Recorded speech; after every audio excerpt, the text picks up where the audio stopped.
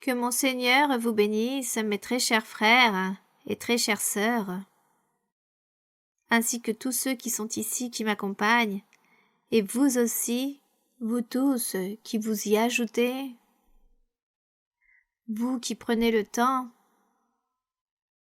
pour regarder l'enseignement.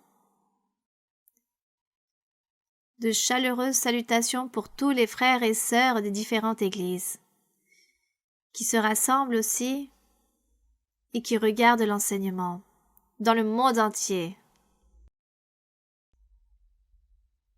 Car, avec une grande fierté, Dieu a établi et accompli ses promesses données depuis plusieurs années en arrière.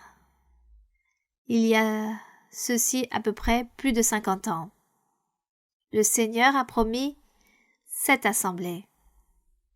Et le Seigneur a accompli à travers le temps. Et lorsque le Seigneur a fait cette promesse, il l'a faite à 4 personnes. C'était l'Église, auparavant à peine 4 personnes.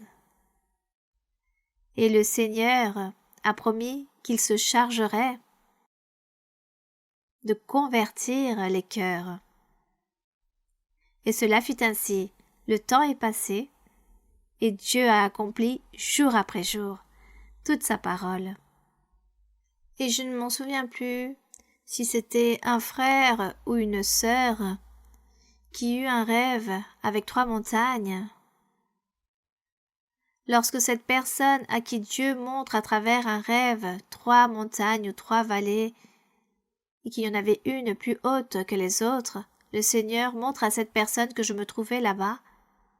Dieu veut nous faire comprendre que le Seigneur a fait un appel il y a très longtemps, lorsque j'étais enfant. Le Seigneur Jésus m'a permis aussi d'avoir un rêve en me disant « Choisis des âmes pour le ciel ». Et nous avons fait comme un engagement, un accord avec le Seigneur. Et me voici. Aujourd'hui, je suis face à lui. Et le Seigneur, comme il s'est engagé qu'il allait convertir les cœurs, que fait le Seigneur? Il envoie des rêves aux personnes pour que la personne puisse comprendre la manière pour dire à quelle église dois-je aller, où dois-je me rassembler. Alors le Seigneur montre où se trouve Mara-Luisa.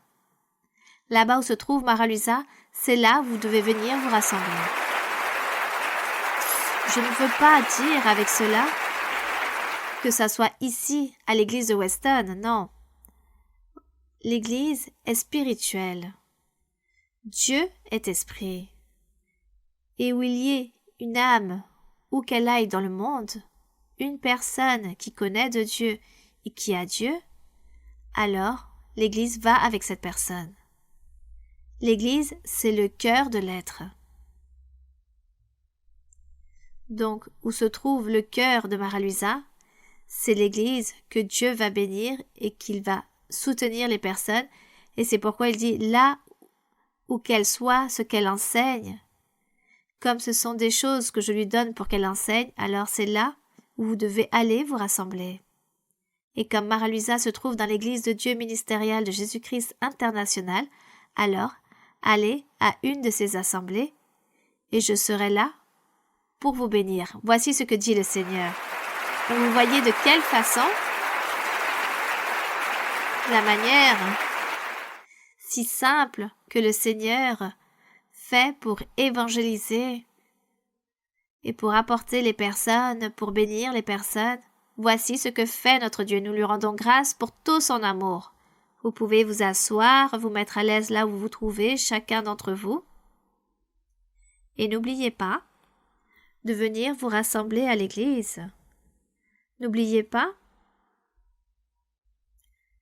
car beaucoup de personnes se remplissent de paresse pour sortir et aller à une assemblée, à une église. Les gens se remplissent de paresse, d'autres se remplissent de honte en disant « Non, moi j'ai honte d'y entrer, car ensuite toutes les personnes vont commencer à me regarder. » Comme je suis une personne nouvelle, récente, alors tout le monde commence à me regarder et j'ai honte de cela. C'est pourquoi je préfère pas y aller. D'autres disent non, j'ai pas trop envie de sortir, donc plutôt je vais regarder l'enseignement à travers le site internet. Mais je vous dis et je vous invite. Bon, peut-être d'autres se trouvent malades et cela est compréhensible. Mais ceux qui se remplissent de paresse ou qui ont un sentiment de rougir de honte, je vous invite et je vous conseille, efforcez-vous, allez à l'assemblée. Car c'est très important de recevoir l'imposition des mains et aussi la prophétie. Dans la prophétie, Dieu va vous parler. Dieu va vous orienter, il va vous guider. Et il va aussi vous consoler. Car voici ce que fait le Seigneur, il console les personnes, il fait des promesses, il les oriente, il résout vos problèmes, le Seigneur bénit. Il fait toutes ces choses. Et tous ces bienfaits sont très importants que vous puissiez les recevoir en allant à une assemblée. C'est très beau lorsque nous prenons le temps aussi pour réfléchir et méditer en Dieu et lui donner aussi la place qu'il mérite. C'est pourquoi nous aussi nous prenons du temps pour lire la Bible, pour méditer, prier en le Seigneur, et ensuite nous occupons le temps avec tous les compromis que nous avons et engagements dans notre vie, mais Dieu avant toute chose. Et voici ce que Dieu veut et demande de chacun d'entre nous. Alors je vous invite de nouveau à essayer d'avoir votre propre Bible pour ceux qui ne l'ont pas encore, pour que vous puissiez lire et vous allez être séduits par Dieu. Bien, donc aujourd'hui nous correspond de lire dans l'Évangile selon Luc chapitre 16. Comme vous pouvez le voir, j'ai sauté quelques chapitres. Je n'ai pas suivi une séquence chapitre après chapitre, car dans l'Évangile selon Matthieu, nous avons déjà lu beaucoup de sujets. Et l'Évangile selon Luc répète ces sujets. Donc ici, nous allons voir que nous allons trouver ici dans ce nouvel Évangile. Nous allons donc lire l'Évangile selon Luc chapitre 16 pour apprendre, non seulement apprendre, mais aussi méditer, analyser et aussi nous situer dans le temps, dans l'histoire et nous situer aussi, disons, dans les coutumes anciennes pour ainsi pouvoir comprendre mieux les choses. Par ailleurs, l'époque, le temps, les coutumes, la mode, tout cela existe pour l'être humain. Mais pour Dieu, non. Pour Dieu, le temps n'existe pas.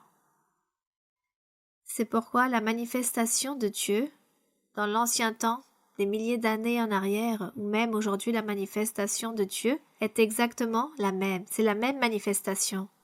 Car Dieu agit avec l'être humain qu'il a lui-même créé. Et l'être humain vit des époques, des modes, du temps, de l'évolution, de la médecine, de la technologie, et profite de toutes ces choses.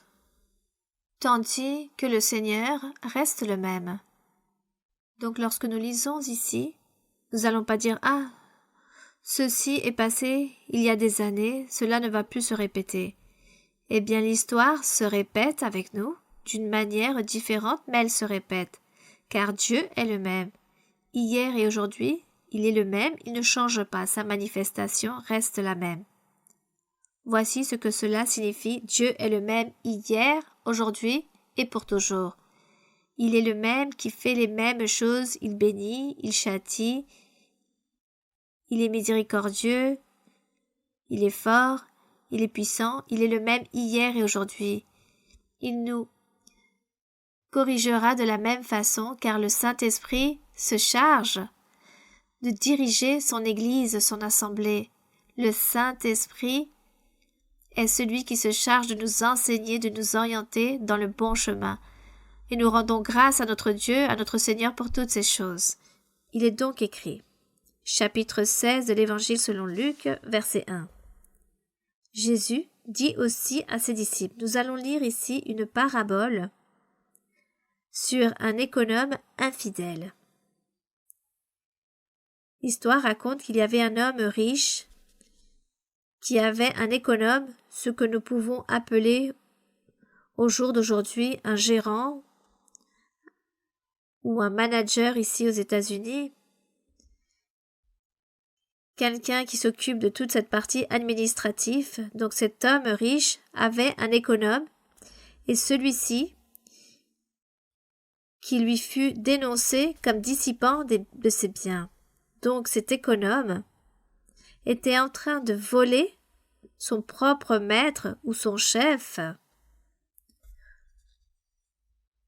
disons, à son employeur. Disons qu'avant, il existait beaucoup de terrain, beaucoup de territoires, beaucoup de bétail, c'est ce que l'histoire nous raconte, et celui-ci était en train de dérober à son maître. Et dans son travail, les autres ouvriers ont vu toutes ces choses, et ils ont dit « Nous allons donc l'accuser, car cela ne doit pas être ainsi, ce n'est pas bon que les choses se produisent de cette façon. » Et lorsque cet homme riche, donc le maître, se rend compte de ce que faisait ce personnage, qui était son homme de confiance, son bras droit, il lui dit dans le verset 2, il l'appela et lui dit « Qu'est-ce que j'entends dire de toi ? Rends compte de ton administration, car j'avais confiance en toi. J'ai déposé toute ma confiance et je t'avais donné entre tes mains toute mon entreprise pour que tu puisses la diriger, l'administrer, et voici ce que je me rends compte à ton sujet. Tu es en train de me trahir, de me tromper, tu es en train de me voler. Tu dois donc me rendre compte de toutes ces choses. C'est pourquoi il est écrit « Rends compte de ton administration, car tu ne pourras plus administrer mes biens. » Donc l'économe dit en lui-même « Que ferai-je, puisque mon maître m'ôte l'administration de ses biens ?» Il dit « Je ne peux pas travailler à la terre, je ne peux pas mendier, car j'ai honte. » Il disait qu'il ne pouvait plus recevoir un autre emploi. Sûrement, beaucoup d'années se sont passées, et cet économe, sûrement, avait déjà obtenu un certain âge où il n'avait plus la capacité physiquement pour travailler dans une autre fonction en sortant de là. Il n'avait plus les forces pour pouvoir travailler. De la même façon, il disait « Je ne peux plus réaliser un autre emploi et je ne veux pas non plus aller mendier car j'aurais honte. » Il commence à se remplir d'habiletés pour pouvoir survivre à partir de ce jour. C'est pourquoi il est écrit dans le verset 4 « Je sais ce que je ferai. Pour qu'il y ait des gens qui me reçoivent dans leur maison, quand je serai destitué de mon emploi, alors les personnes que j'irai voir, que je vais aider et que je vais offrir mon aide, je ferai un bienfait, quelque chose de bon, non avec mon propre argent ou mon propre bien, mais avec ceux de mon maître, de ce que j'ai volé de l'entreprise. Avec ces biens, je ferai quelque chose de bon avec ces personnes qui m'entourent. Et lorsque je partirai et que je ne serai plus en train de travailler, alors ces autres personnes me tendront la main et m'aideront et vont me retourner l'aide que je leur ai fournie. Et dans le verset 5, il est écrit « Et faisant venir chacun des débiteurs de son maître, il dit au premier « Combien dois-tu à mon maître ?» Celui-ci dit « 100 mesures d'huile. » Et il lui dit « Prends ton billet, assieds-toi, vite et écris 50. » Donc cet économe lui demanda d'écrire 50 mesures d'huile. Là, il était en train de voler à son maître 50 mesures d'huile. Il était en train de les offrir à cet ouvrier, à cette personne, à tous ses débiteurs, ou du moins à ce débiteur. Vous pensez que le débiteur s'est rempli de joie? Oui ou non? Bien évidemment, car il s'agissait de 50 mesures d'huile, et celui-ci a dit « Dis que tu dois 50. Qui ne va pas être heureux? Tout le monde va se remplir de joie. » Et celui-ci, dans le verset 7, il dit ensuite à un autre « Et toi, combien dois-tu? » 100 mesures de blé, répondit-il, et il lui dit « Prends ton billet et écris 80. » Ce débiteur s'est rempli beaucoup de joie, et même très reconnaissant avec cet économe. Et dans le verset 8, il est écrit « Lorsque le maître ou l'employeur de cette entreprise s'est rendu compte ce que cet économe avait fait, car il ne l'a pas fait juste avec 2 personnes, 2 ouvriers, il l'a fait avec beaucoup plus de personnes. D'agir ainsi, de baisser leurs dettes. Car cet économe pensa, ce sont ces personnes qui vont m'aider lorsque je vais me retrouver sans emploi. Ils vont me retourner ce service. Ici, on aurait dit qu'il pensait faire quelque chose de bon et rendre un service à ces personnes. Mais en réalité, il rendait un service, mais avec quelque chose qui ne lui appartenait pas. Car il était en train de ruiner son maître. Cependant, l'histoire raconte que le maître loua l'économe infidèle de ce qu'il avait agi prudemment. Celui-ci a dit, eh bien dis donc, il est bien habile. Regardez combien il est rusé de agir ainsi pour de cette façon obtenir l'amitié et conquérir le cœur des autres pour que les autres lui soient reconnaissants et vont penser qu'il a réalisé une bonne action, qu'il a rendu un service. Cependant, cela était malhonnête. Mais les gens n'ont pas pensé, ces débiteurs n'ont pas vu les choses de cette façon, car ils n'avaient pas vu que cet économe agissait de mauvaise façon. Sûrement ils ont pensé, comme il s'agit de l'administrateur du bras droit de ce maître, sûrement il a reçu cette autorisation pour agir, disons, dans les biens de ce maître. Et de cette façon, les choses se produisent dans le monde où nous vivons. Peut-être, disons, quelque chose de si similaire se produise dans la vie des personnes, où on a l'impression que certaines personnes sont honnêtes, ou du moins les actions de certaines personnes, mais nous n'allons pas plus loin pour voir comment cette personne agit par rapport aux bienfaits que je suis moi-même en train de recevoir. Et peut-être nous allons nous tromper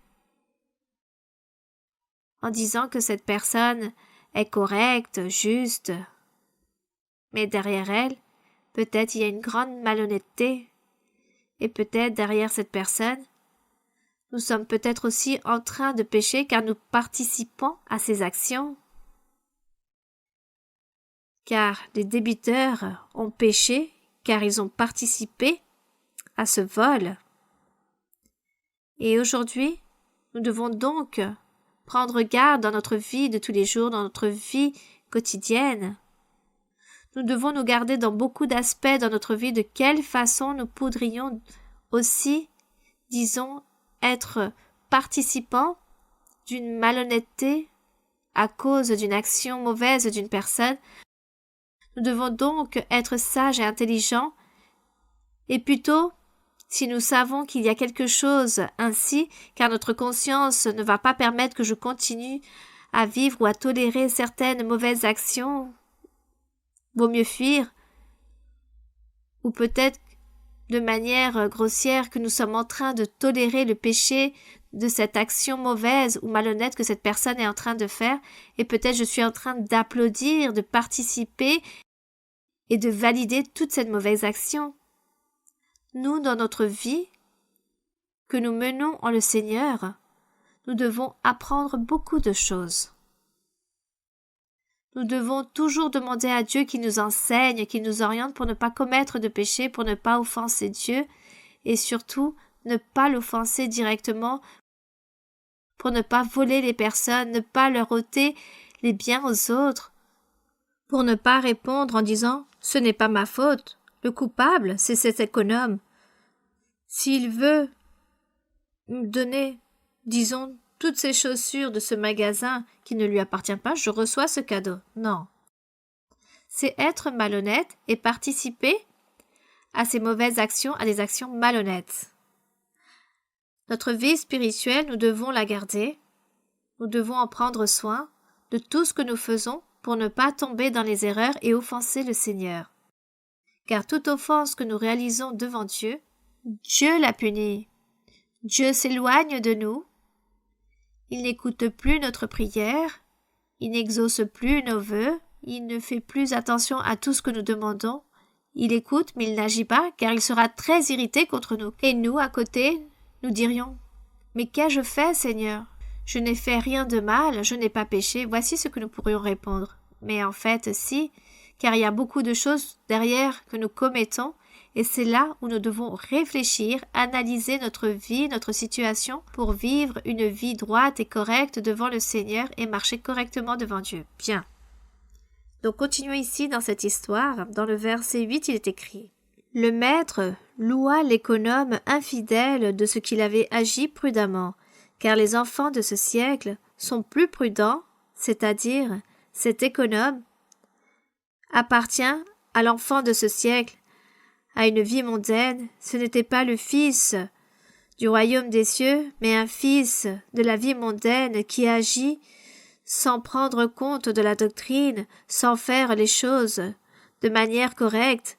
Donc les gens de la vie mondaine qui n'ont pas Dieu sont beaucoup plus prudents que les enfants de Dieu, c'est-à-dire plus rusés.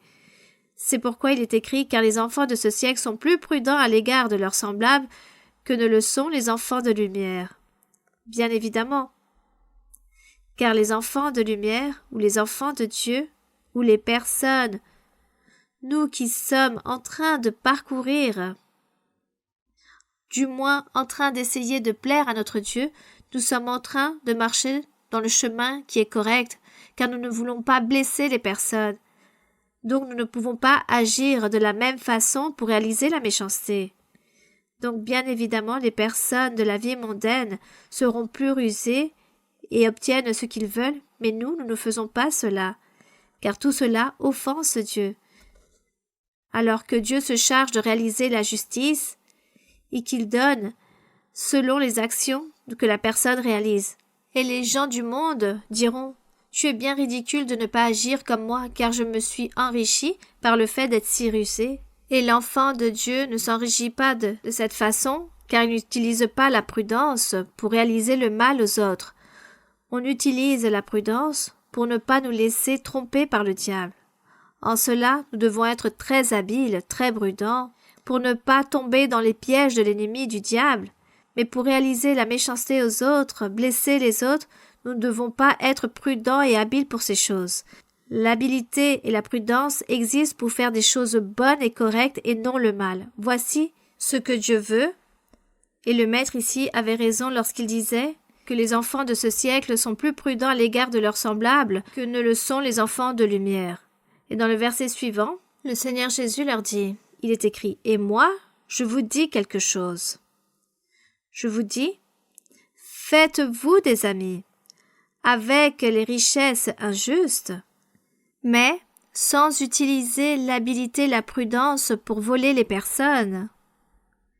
Obtenez des personnes, des amis, à travers des richesses injustes, cela signifie vous devez aller travailler dans l'entreprise d'une personne qui n'est pas une enfant de Dieu. Vous devez travailler, peu importe l'endroit, et les maîtres ou les employeurs de ces entreprises ou micro-entreprises ou de ces organisations, il s'agit de personnes qui appartiennent du monde qui ne connaissent pas Dieu, mais vous, autant qu'enfants de Dieu, travaillez avec ces personnes.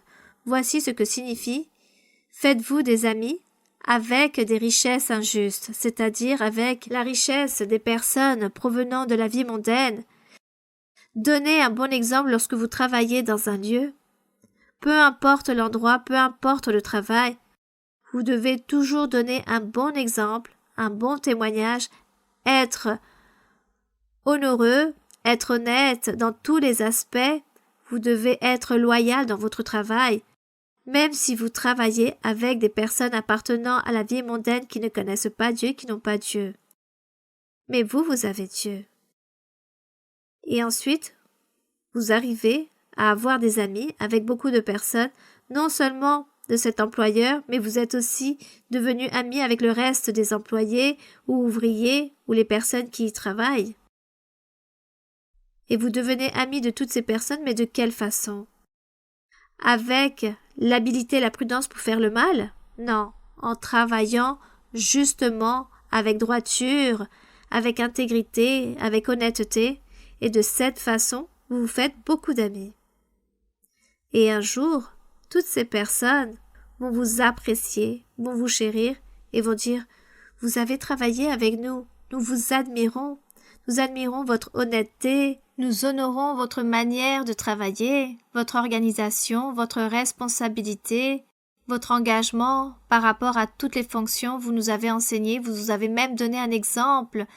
Nous voyons que tout va bien, nous voyons que tout le monde vous apprécie. » Même les employeurs, les camarades, les collègues, car vous travaillez avec tous, on voit que vous êtes une personne sincère, remplie d'amour, remplie de miséricorde, de tendresse, de bonté. Vous êtes toujours souriant, nous voyons que vous avez toujours des amis, vous offrez une amitié sincère aux personnes. Et là, vous êtes en train de conquérir toutes ces personnes pour être amis, au milieu de ces richesses injustes parce que vous travaillez avec honnêteté. Mais ensuite, il est écrit que viendra la récompense par le fait d'être un employé honnête de la part de Dieu. Cette récompense viendra de la part de Dieu et non des hommes. Les hommes peut-être vont vous admirer et disons, vont avoir une bonne estime de vous. Mais de la part de Dieu vient le prix, la récompense. Car le Seigneur Jésus, je répète à nouveau, il dit obtenez des amis avec les richesses injustes, car lorsque vous ne pourrez plus travailler à cause de votre âge ou peu importe le motif, pour qu'ils vous reçoivent dans les tabernacles éternels, qu'est-ce que cela signifie? Mais plutôt les biens que vous allez recevoir par votre manière de travailler, tous les bienfaits, vous allez les recevoir par le fait d'avoir bien travaillé. Dieu vous remplira de bénédictions. Il vous ouvre des portes pour que vous recevez beaucoup de bienfaits dans votre vie ou même dans les derniers jours de votre vie et que rien ne vous manque, car voici la récompense que Dieu vous donnera. Et après la mort, là-bas dans l'éternité, Dieu vous recevra avec les bras ouverts. Béni soit le nom de notre Dieu. Ainsi est l'enseignement du Seigneur Jésus ici, avec ceci par rapport à cet économe infidèle, car apparemment il aurait fait des choses bonnes, mais il ne faisait pas des choses bonnes, il faisait des choses malhonnêtes, et en plus avec des personnes qui sont devenues participantes à réaliser le mal. Et dans le verset 10, il est écrit, le Seigneur Jésus dit, « Celui qui est fidèle dans les moindres choses, l'est aussi dans les grandes.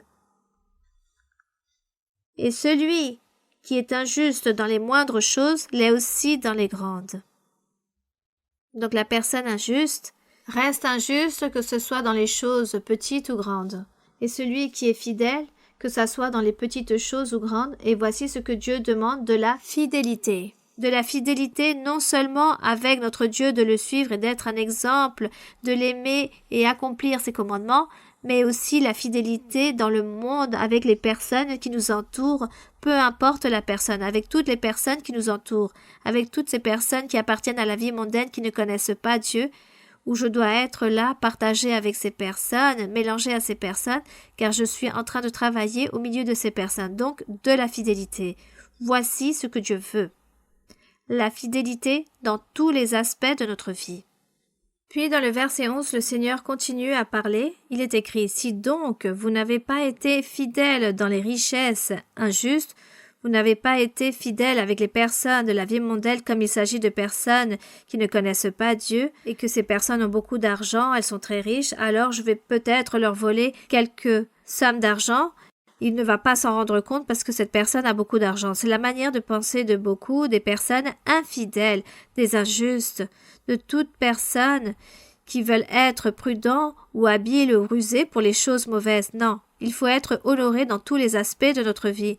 Ne pas regarder parce que cette personne n'appartient pas à Dieu ou ne marche pas dans la voie de Dieu, alors nous allons être malhonnêtes ou infidèles, injustes. Non.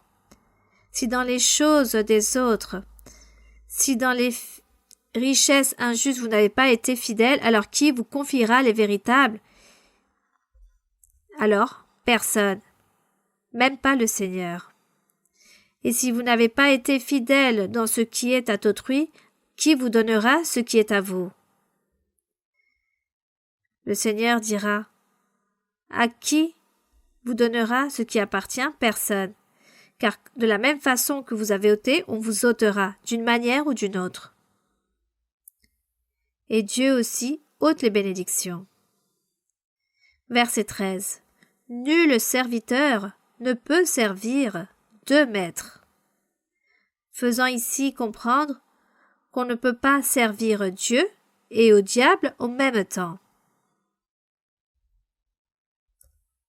Il est écrit « Nul serviteur ne peut servir deux maîtres, car ou il haïra l'un et aimera l'autre, ou il s'attachera à l'un et méprisera l'autre. Vous ne pouvez donc pas servir Dieu à la richesse infidèle par le fait d'être ambitieux et de toujours penser à l'argent et de juste penser à pouvoir s'enrichir aux choses matérielles de la vie et d'acquérir toutes ces choses et prendre plaisir à ces choses avec une grande facilité, sans réaliser d'efforts, sans travailler. On ne peut pas servir Dieu de cette façon, car si nous voulons servir Dieu, alors nous allons offenser Dieu si nous le faisons de cette façon. Nous devons donc servir Dieu où nous sommes malhonnêtes dans notre vie, dans le travail, dans tout ce qui nous entoure. Donc Dieu nous enseigne cela. La fidélité avant tout, la droiture, l'honnêteté. Dieu nous enseigne cela. Et avec cela, nous allons recevoir de grandes récompenses, nous allons obtenir beaucoup de fruits, de grandes bénédictions, non seulement de la part de cette vie mondaine, mais aussi de la part de notre Dieu qui est encore mieux. Bien, verset 14. Les pharisiens qui étaient avares écoutaient aussi tout cela et ils se moquaient de lui. Donc, voyez cela au sujet des pharisiens. Les pharisiens disaient être les docteurs de la loi, connaître tout, savoir et connaître la loi de Moïse et qu'ils l'enseignaient, mais ils ne la pratiquaient jamais. Ils ne pratiquaient pas la véritable doctrine ni la véritable loi de Moïse. Et en plus, ils étaient très avares, très ambitieux. Ils aimaient voler les autres et leur ôter leurs biens. Voici ce qu'étaient les pharisiens. Jésus disait que c'étaient ces pharisiens qui avaient soi-disant la parole de Dieu.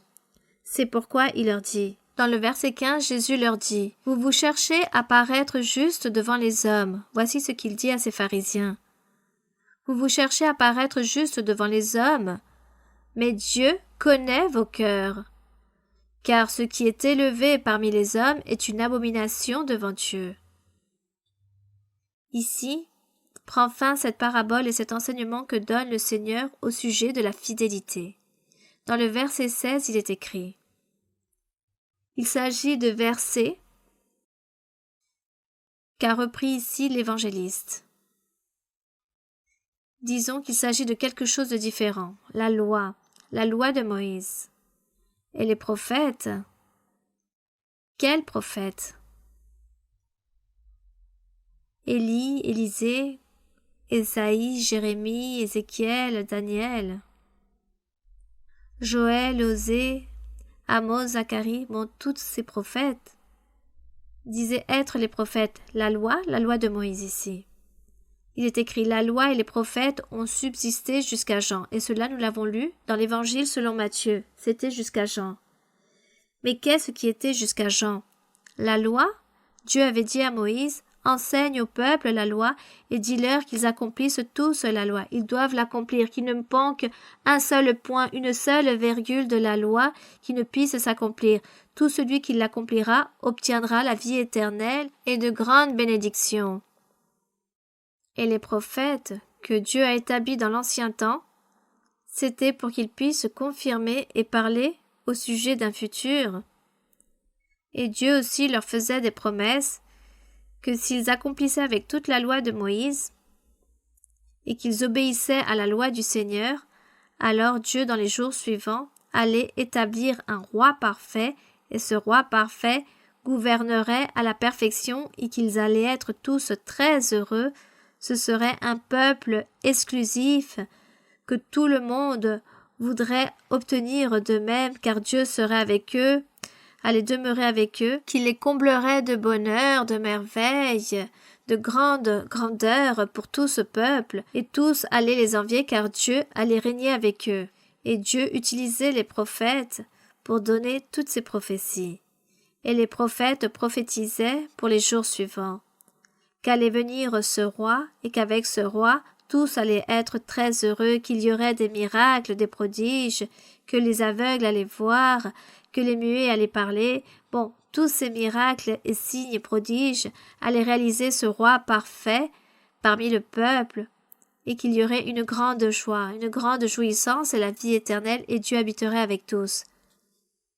Et toutes ces prophéties que donnaient ces prophètes, les personnes se remplissaient d'allégresse et disaient que ce jour, cette grande manifestation arrive promptement, que Dieu allait offrir à tous ses prophètes toutes ces choses merveilleuses. Les années sont passées, le temps est passé, le peuple a échoué devant Dieu, Dieu s'est irrité et a dit qu'il enverrait un châtiment, qu'il allait tous les détruire et qu'allait venir un roi très puissant et qui allait terminer avec le peuple, et les choses se sont produites ainsi avec Jérusalem, avec Juda, avec le peuple d'Israël.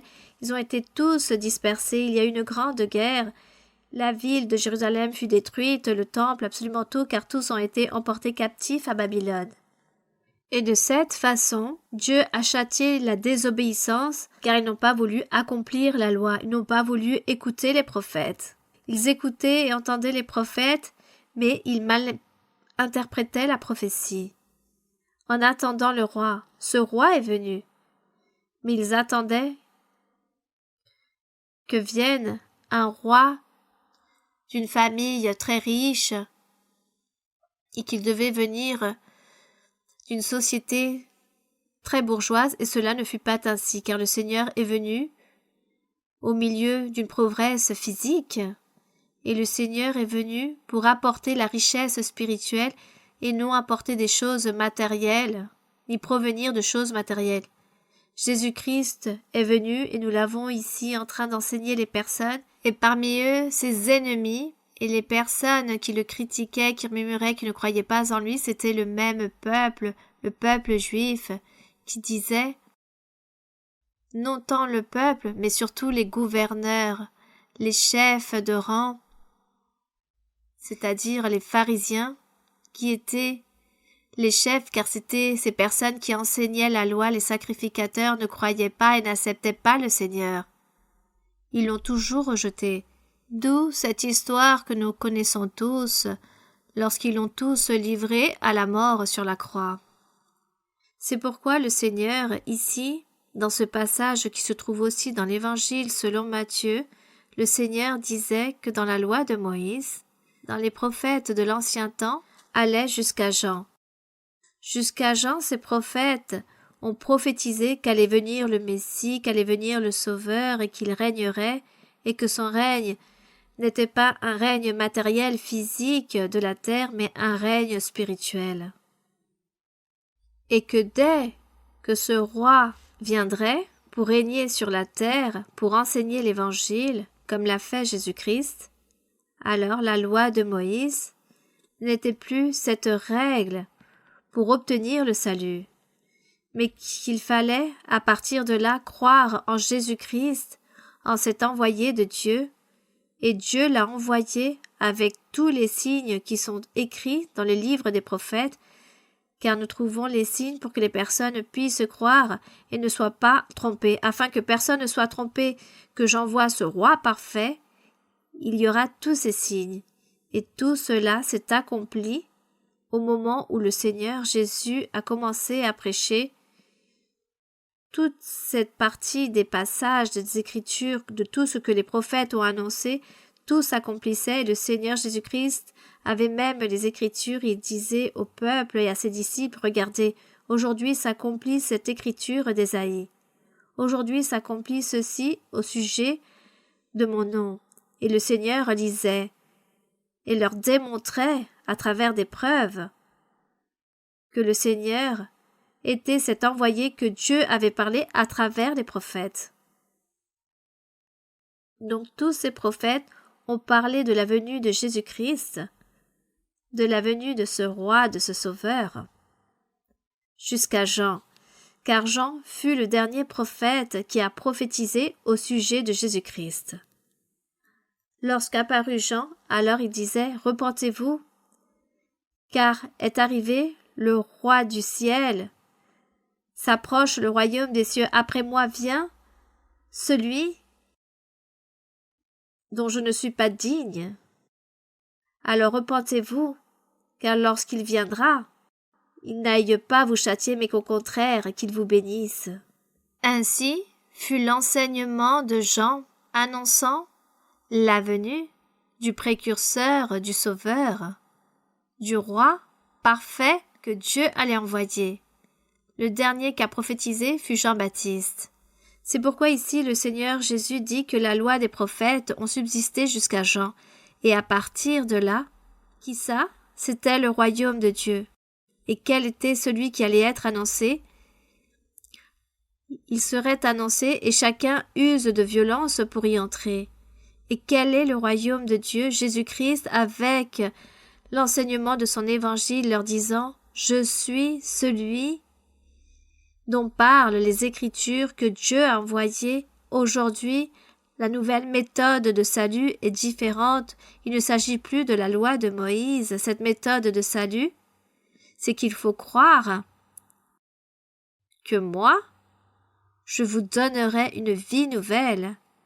Je réaliserai des miracles, des prodiges, j'enverrai le Saint-Esprit viendra, il sera avec vous.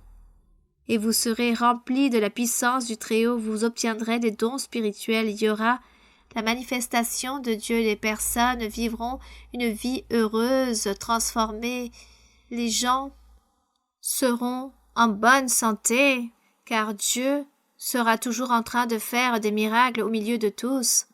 Donc maintenant, le chemin de salut, le royaume des cieux, c'est l'évangile de Jésus-Christ. Jésus-Christ est Dieu, c'est le Fils de Dieu, annoncé par les prophètes. Donc lorsque nous lirons les prophètes, nous allons comprendre que cela est certain. Et en plus, encore aujourd'hui, le Saint-Esprit s'est manifesté avec nous, car aujourd'hui, Dieu nous parle à divers moments de notre vie. Il nous annonce les promesses, il nous donne beaucoup de choses. Nous avons vu jour après jour l'accomplissement de sa parole. Si cela ne serait pour l'accomplissement de cette vérité, de cette parole prophétique, nous ne serions pas ici tous rassemblés. Car par exemple, aucun de vous vient ici par obligation. Vous êtes venus juste par conviction. Car Dieu a fait des miracles dans votre vie. Dieu vous a parlé, vous a fait des promesses et vous êtes ici parce que Dieu vous a accompli ses promesses. Le Saint-Esprit a touché votre cœur. C'est pourquoi le Seigneur Jésus, lorsqu'il était ici, il faisait beaucoup de miracles, beaucoup de prodiges, tout ce qui est écrit ici dans les livres des prophètes pour démontrer qu'il s'agissait de la parole de Dieu et voici ce que Dieu avait parlé à travers les prophètes anciens. C'est pourquoi le Seigneur leur disait La loi et les prophètes ont subsisté jusqu'à Jean, ont parlé de moi jusqu'à Jean. Depuis lors, le royaume de Dieu est annoncé et chacun use de violence pour y rentrer. Lorsque je partirai, j'enverrai le Saint-Esprit. Je ne vais pas vous laisser seuls. Gloire à Dieu, cela fut ainsi. Cela a toujours été ainsi depuis l'ancien temps jusqu'au jour d'aujourd'hui. Le Saint-Esprit est en train de se manifester parmi nous.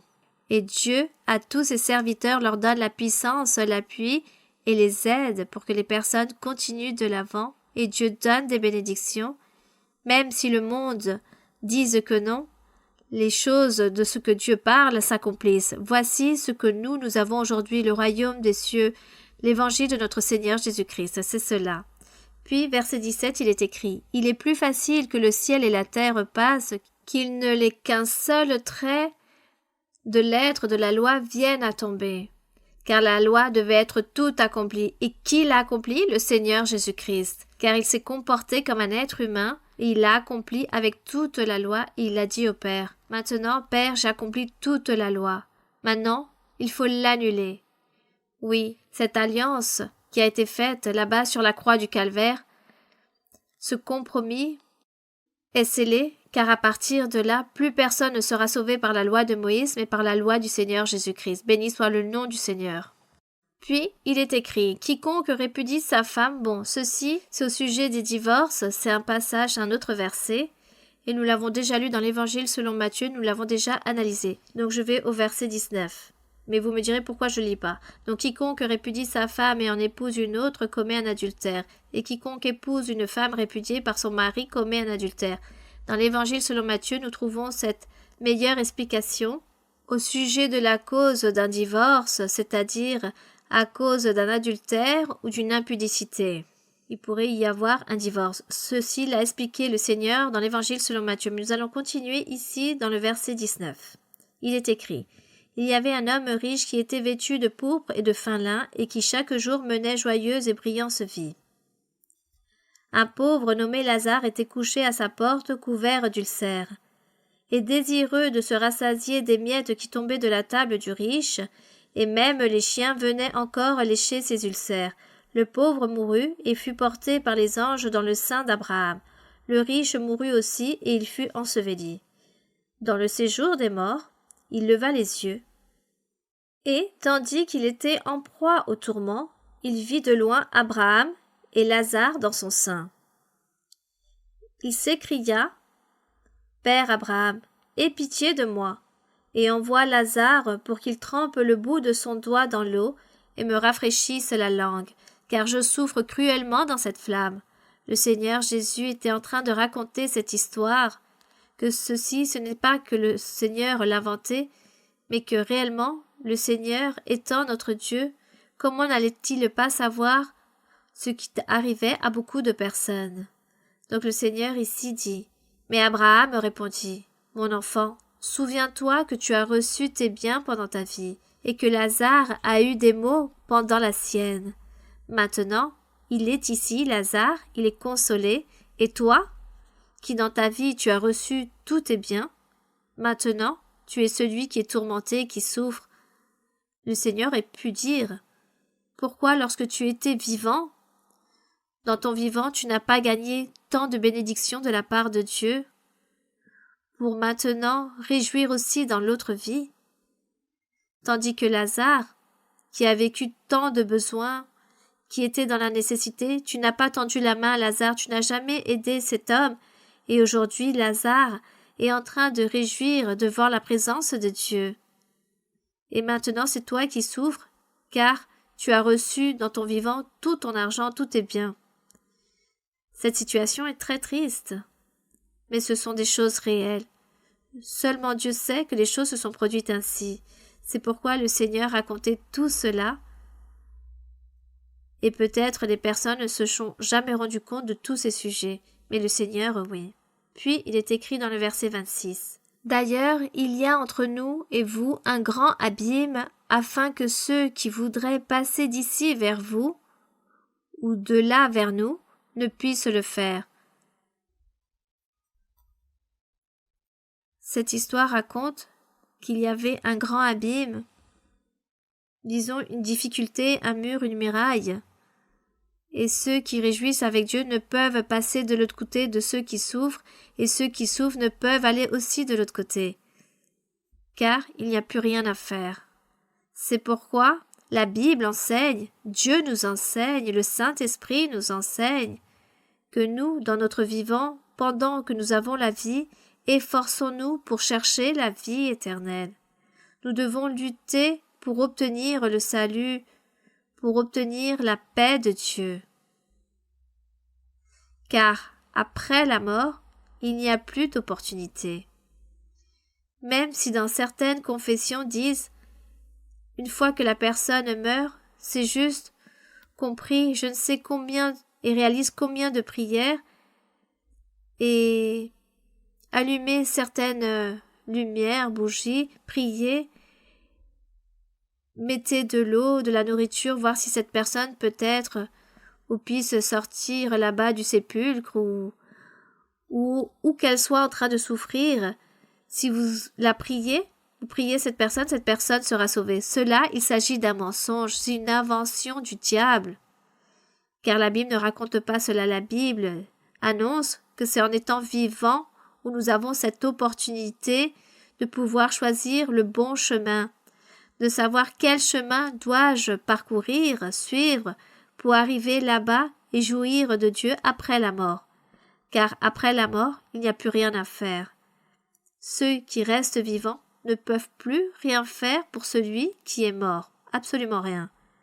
C'est juste en étant vivant que chacun d'entre nous, nous devons lutter pour notre salut. Nous devons prier notre Dieu pour nos proches, pour nos amis, pour nos voisins, pour toutes ces personnes que nous aimons et apprécions. Nous devons prier le Seigneur pour qu'il puisse connaître aussi de Dieu et ainsi tous ces gens aient l'opportunité d'être dans ce chemin avec nous comme nous sommes en train de parcourir. Voici ce que nous devons faire. Prier en étant vivants.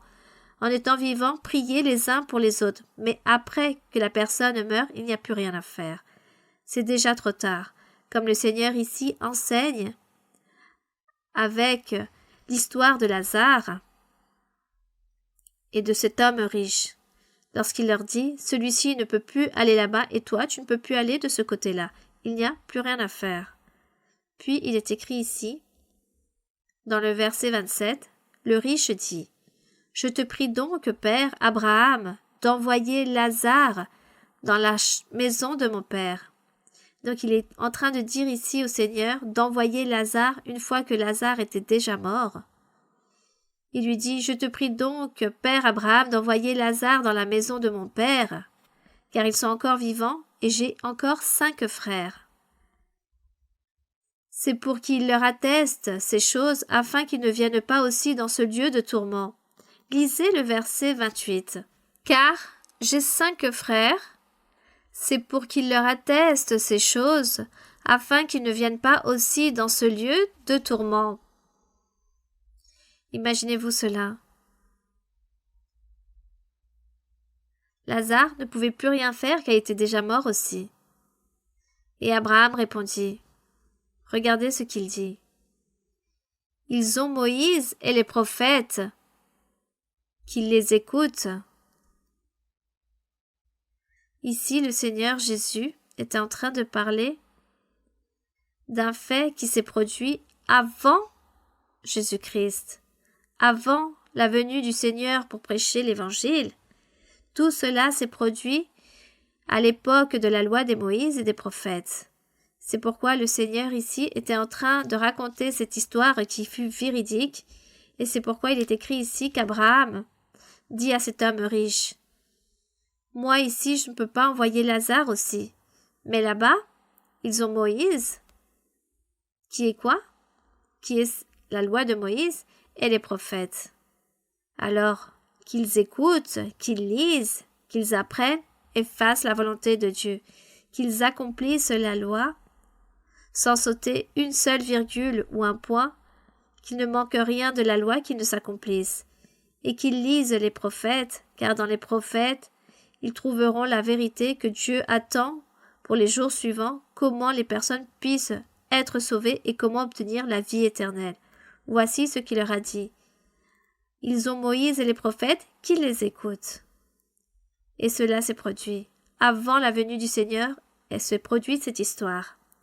Puis il leur dit, « Non, père Abraham, mais si quelqu'un des morts va vers eux, ils se repentiront. » Il leur dit, « Non, si quelqu'un des morts va prêcher à ma famille, ils vont se repentir qu'il s'agit d'un mort qui a ressuscité, alors il est en train de leur prêcher. » Et regardez ce qu'a répondu Abraham. Qu'est-ce que Abraham a répondu?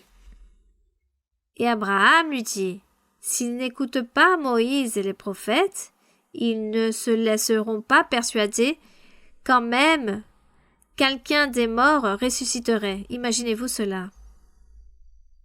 Abraham, avec intelligence, dit, « S'ils n'écoutent pas Moïse, s'ils ne lisent pas la loi de Moïse et n'accomplissent pas la loi de Moïse ni les commandements de Dieu, et ne lisent pas les prophètes non plus, ils ne vont pas être persuadés même si quelqu'un ressuscite entre les morts. » Imaginez-vous quelle triste nouvelle, quelle histoire si triste, mais ce fut quelque chose de réel. Le Seigneur nous enseigne ceci aujourd'hui, de comment chercher et obtenir notre salut, comment marcher dans la voie de Dieu, en étant vivant ou après notre mort. Gloire à notre Dieu, en étant vivant. Nous allons donc prier le Seigneur, nous allons prier notre Dieu, afin qu'il nous aide. Nous allons prier et demander au Seigneur. Combien d'entre vous veulent obtenir la vie éternelle, être là-bas avec notre Dieu?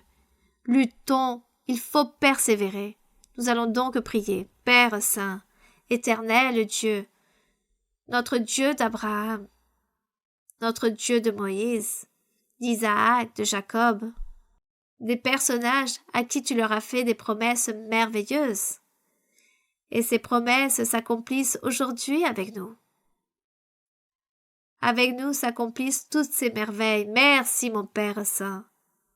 Aide-nous à comprendre tes Écritures, mon Seigneur. Aide-nous, Seigneur, à comprendre l'Écriture et aide-nous aussi à comprendre et à être obéissants, à nous soumettre à ta sainte volonté pour faire ta volonté, pour te plaire en absolument tout, mon Seigneur, et obtenir le salut. Merci, éternel Dieu, au nom de Jésus-Christ. Nous te demandons de la miséricorde pour chacun d'entre nous et pour toutes ces personnes qui vont venir s'ajouter à nous dans l'assemblée. Merci, mon Père. Et maintenant, Seigneur, dans ton amour et ta miséricorde, je te demande de tendre ta main toute-puissante, ta main qui guérit, ta main qui délivre, ta main qui purifie, qui prospère, qui bénit, ta main qui guérit, qui libère, mon Seigneur. Réprimande des mauvais esprits, de maladies, réprimande des sorcelleries, les malédictions, les sorcelleries et tout genre de maladies aussi physiques ou psychiques. Seigneur, écoute la prière de tous ceux qui te supplient pour leur santé, car ils sont victimes de maladies, de douleurs. Ta main toute-puissante, mon Seigneur, en train de réaliser des miracles, guéris, mon Seigneur, car tu es notre Dieu, rempli de bonté et qui console. Merci, mon Père Saint. Au nom glorieux de Jésus-Christ, ton Fils bien-aimé, nous te le demandons, mon Seigneur. Aide-nous, Seigneur, à continuer de l'avant. Nous voulons vivre avec toi là-bas dans l'éternité. Gloire à ton nom pour toujours. Merci, Seigneur. Merci. Que l'honneur et la gloire soient pour notre Dieu. Qué maravilla que Cristo me halló y por su gracia mi alma salvó. Qué maravilla me infunde alegría, pues todas mis culpas su sangre borró. Qué maravilla que Cristo me halló y por su gracia mi alma salvó. Qué maravilla me infunde alegría, pues todas mis culpas su sangre borró. Béni soit le nom du Seigneur, louange à notre Dieu. Nous rendons grâce à notre Dieu, nous rendons grâce à notre Roi. Béni soit le Seigneur. Veuillez m'excuser pour le temps, mais continuons à chanter au Seigneur. Toma por favor mi mano, Señor. Contigo quiero ir. Con sangre aquí pagaste por mí. Te quiero hoy servir. Anhelo poder lo malo vencer y en santidad vivir. Toma por favor mi mano, Señor. Contigo quiero ir. Gloire à mon Seigneur. Nous rendons grâce à notre Dieu. Que l'honneur et la gloire soient pour notre Dieu. Merci. À très bientôt. Les bisous pour les enfants et je vous embrasse fortement. Que Dieu vous bénisse.